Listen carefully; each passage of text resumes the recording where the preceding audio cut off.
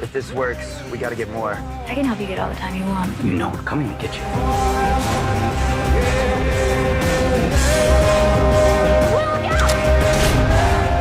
His crime wasn't taking time.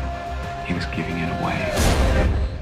Have you ever thought about the troubles that come with immortality? Repeating the same things day after day, year after year. What's more precious, time or youth? This dystopian movie, In Time, takes place in a future world where humans can control the world and rewrite their ages at will. From the moment you're born, everyone can live until they are 25 years old. Then a clock starts ticking, giving you only 1 year of life. This is everyone's total wealth. Buying anything requires time as currency. If you want to keep living, you have to find ways to earn more time. Working, gambling, doing whatever it takes. Time is money, time is life. The rich can live forever, while the poor must constantly struggle to earn enough time to stay alive. This guy, Will Salas, is a poor teacher born in the slums. He's so poor that he can't afford to relax. Right now, he has less than 24 hours left on his arm, so he has to work every day just to earn time for the next day, or else he'll die. The girl dancing with him, a beautiful young woman, is his mother. Today is her 50th birthday, and she has less than 3 days left. She has to pay half of it for the mortgage and another half hour for utilities, leaving her with very little. Despite this, she still gives Will Salas time to buy breakfast. This is the life of the poor, running to work every day, haggling over a cup of coffee,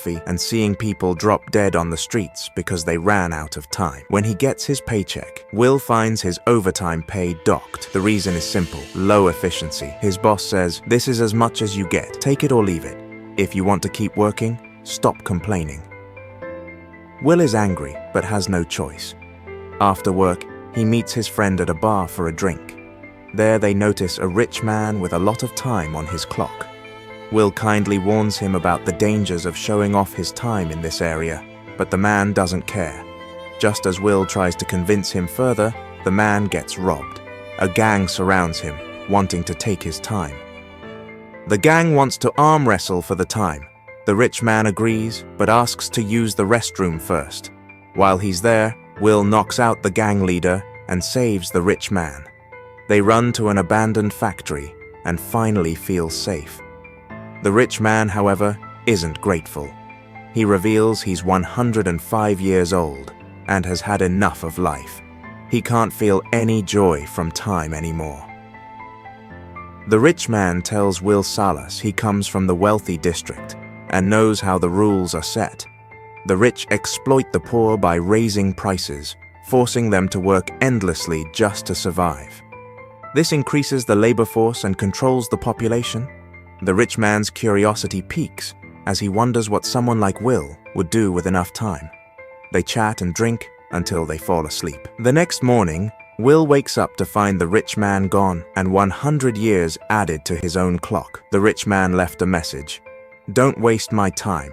It turns out the rich man transferred all his remaining time to Will Salas and then sat by the river, letting his own time run out. Will Salas arrives too late to save him, but is deeply moved by the act. With this newfound time, Will decides to do something meaningful. He visits his best friend, gives him 10 years, and tells him to ask if he ever needs more time. He then buys a bouquet and heads to the station to surprise his mom. But things go wrong. After paying off the mortgage, his mom finds out the bus fare has doubled from 1 hour to 2 hours. Unable to board, she uses her last hour and a half to run home to see Will. Meanwhile, Will, realizing something is wrong, runs back to find her. They run toward each other, but as Will reaches out to transfer time to his mom, she collapses in his arms with her clock hitting 0.